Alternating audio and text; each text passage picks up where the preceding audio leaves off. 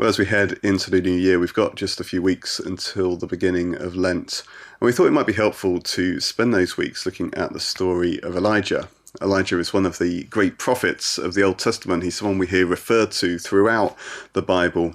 And given the impact and the significance of his ministry, it's surprising, perhaps, that his story is condensed into just a few chapters in 1 Kings and a little bit, tiny bit at the end of his life in 2 Kings as well. But within this relatively short telling of his life and ministry, his life of service to God, we discover a complex character. Elijah, as we're going to see, goes from great soaring heights, great miracles and victories in the name of God to cowering on his own, alone in a cave, too scared to move. As with so many of the characters we meet in the Bible, his relationship with God isn't this one-dimensional thing that's plain sailing all the way through. Instead, it's human, it's normal, it's a life we can all relate to in some way. But more importantly, Elijah's story reveals to us more, I think, about the God he worshipped and who we worship. God sticking with Elijah and remaining faithful, but at the same time acting in unexpected ways, perhaps, breaking the mould of expectation, forcing God's people then and us now to reconfigure, to reconsider, to recalibrate our thinking and understanding, encouraging us not to settle on this fixed understanding of who God is and how he acts in the world, but to have our eyes opened to see what he is doing. And so our prayer over the next few weeks is that we'll be open to God doing just that as we hear Elijah's story together. Elijah lived and ministered in a fairly tumultuous time in Israel's history, following the high point, if you like, of the reign of King David and his son Solomon, and the building of God's temple in Jerusalem, the arrival, if you like, of Israel as a nation finally settled in the land that God had promised them. From that high point, well, it's all pretty much downhill from there. Read through 1 Kings and you'll find this story, this history of rebellions and counter-rebellions, of splits and divides in the people, of idol worship, and of this succession of rulers sitting on the throne, some of them faithful to God, many of them not so much. By the time we get to chapter 17 and the beginning of Elijah's story and what we're going to look at together, the king on the throne is Ahab, described at the end of the previous chapter as doing more evil in the eyes of the Lord than any of those before him. That's a fairly big claim to fame. Why?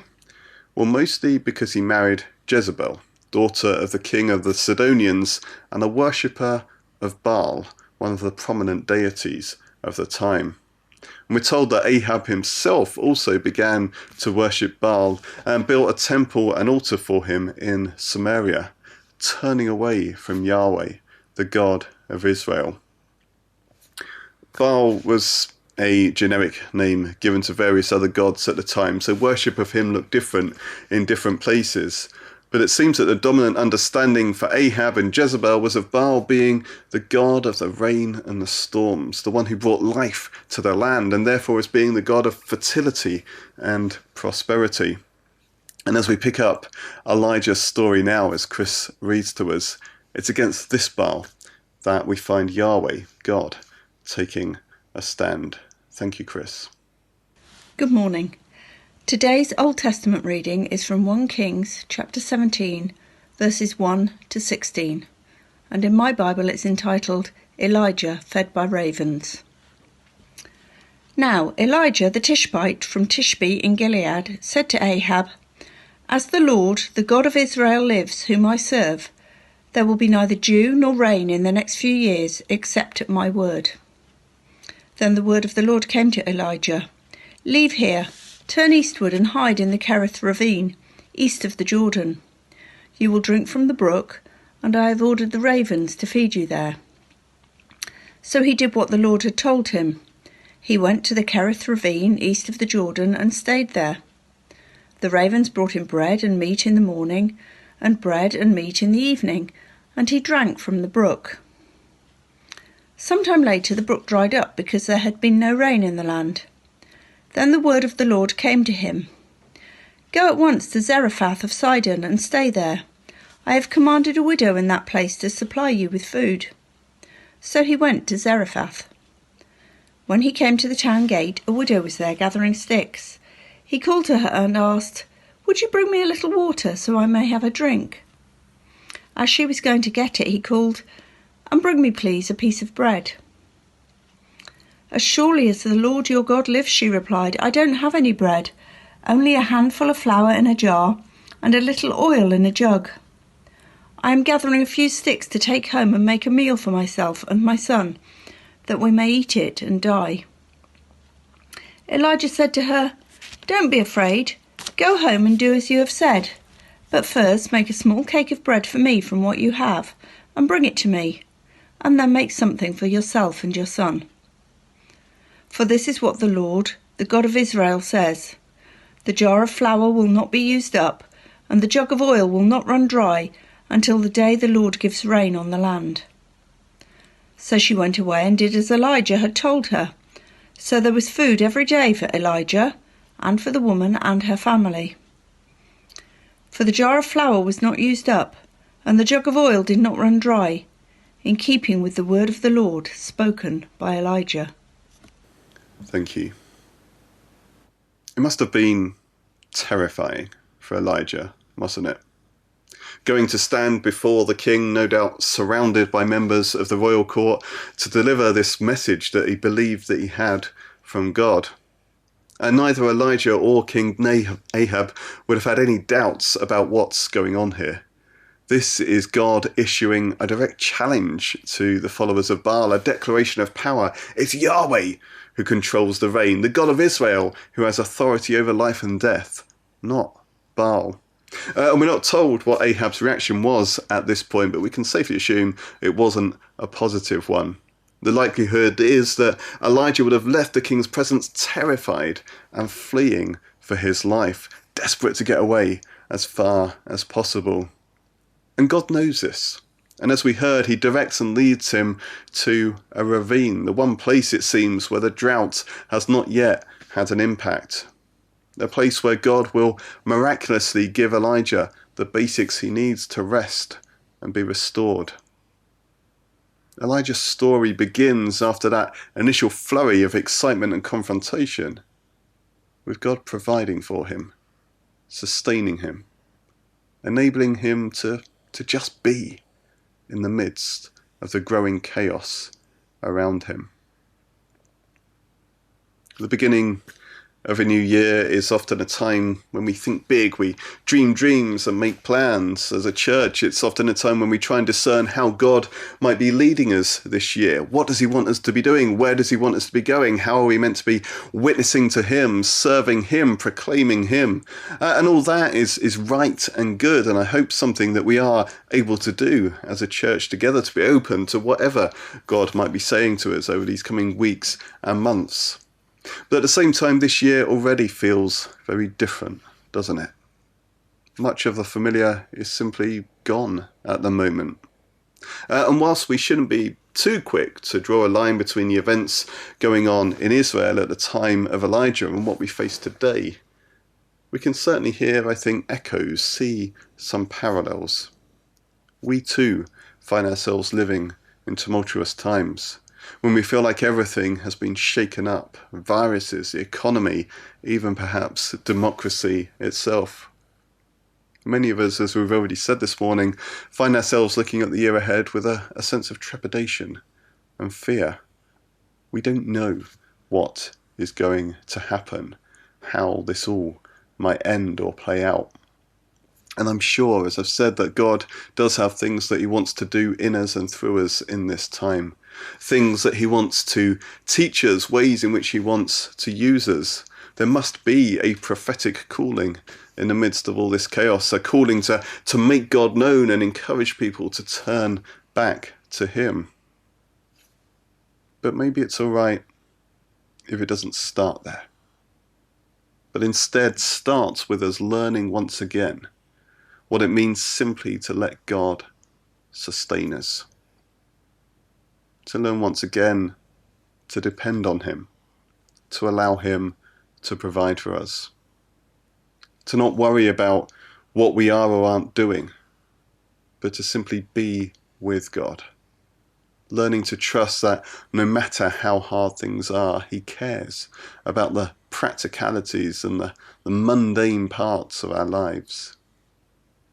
That whatever goes on, he is with us and will provide. But the story doesn't finish there, of course. After a while, even the brook that Elijah is drinking from dries up. Elijah can't expect to stay unaffected by what's going on around him forever. His role is to be with people and minister and speak to them in their suffering, just as it is for us.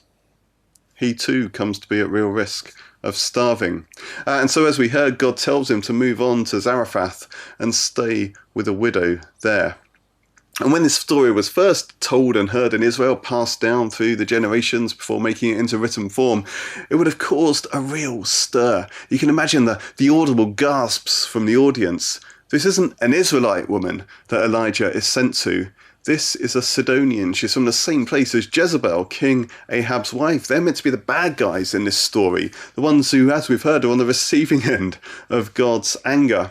And so for Elijah to go and stay with her and eventually, as we'll hear in a moment, bring a miracle and the blessing of God to her would have been massively controversial. So much so that when Jesus mentions this widow in the sermon in Nazareth in Luke 4, casually pointing out that God chose to bless this Sidonian instead of an Israelite widow, the listening crowd tried to throw him off a cliff. But it's to this lady that God directs Elijah. And it's easy to miss with the miracle and everything that's coming up, the strange dynamics of the relationship between these two.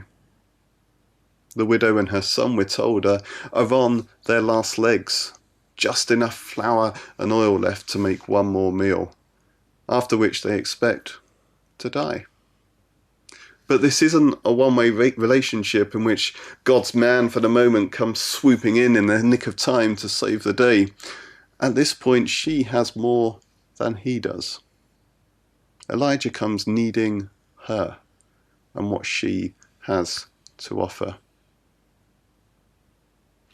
You know, we've talked a lot during this pandemic. We've been talking about it already even this morning, about the different working relationships that have built up between various people and groups in the community as we try to work together and support each other through this time. And I hope and pray that this is the beginning of something which won't stop when coronavirus eventually disappears, but that it might continue. But let's be honest, as Christians, and especially as relatively well-off Christians in the West, we prefer to be on the giving side of our relationships. We like being able to dispense charity and help out. We're often not so good at asking for or receiving help, especially from those we perceive to be worse off perhaps than we are. It's hard sometimes to receive someone else's generosity. But just as this crisis in Elijah's time forced, in this story at least, a reconfiguring, a recalibrating of the baked-in societal structures and how you expect relationships to be, maybe the COVID pandemic might do the same for us today. I think we've already started to see it as we've come to appreciate more of the value of jobs and roles usually written off as being unskilled, whatever that means. But maybe we continue to learn as individual Christians and as a church together that we don't have the monopoly on giving or being kind or generous. That instead we're called into mutual relationships of receiving and giving. That we need each other. That we need the community around us just as much as they need us. That we need others not just inside the church, but outside as well. That God's grace, his blessing for us, might appear in strange and unexpected places, might manifest itself in people and forms that we would never, perhaps, expect. Finally, of course, we see this widow not only as a giver, but on the receiving end of God's grace. Elijah promises her that if she does what he says and gives him some bread, God will bless her. As we've said, this is a scandalous idea at the time. She agrees, although we don't know if that's through faith in God or through quiet resignation to her fate and a sense that she's got nothing to lose. But as we heard, the flour and the oil don't run out that day, or the day after, or, in fact, until God again sends rain on the land. This is someone who appeared to be way outside the bounds of God's grace. And yet he uses Elijah to pour out his blessing upon her. And what does Elijah make of this? Well, we don't know. He just appears to go along with it. But maybe he's aware that he's increasingly being caught up in something beyond his imagination or control, in the midst of which all he can do is try and follow God's commands. My friends, I don't know what this year will bring, but I do know that we, like Elijah, worship the God of all creation, the God who is all-powerful, almighty, who holds all things in his hands. We've already sung about that this morning.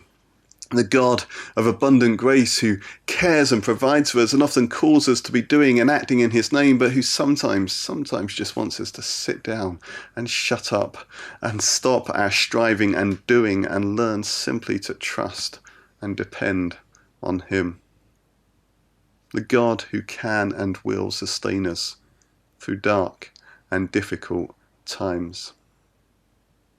And at the same time, may our eyes be open to his working, as he gently, quietly, imperceptibly perhaps, reshapes the world in his image. To his Spirit as he goes through that work of reconfiguring and recalibrating. To the currents of his grace as it flows to us and from us and around us and through us, filling, bringing transformation, even in the most unlikely and unexpected of places. May we be able to give and receive his blessing at all times and all places, whatever that might look like. And may we have the courage and the trust and the faith in him to keep following wherever he may lead us. Amen.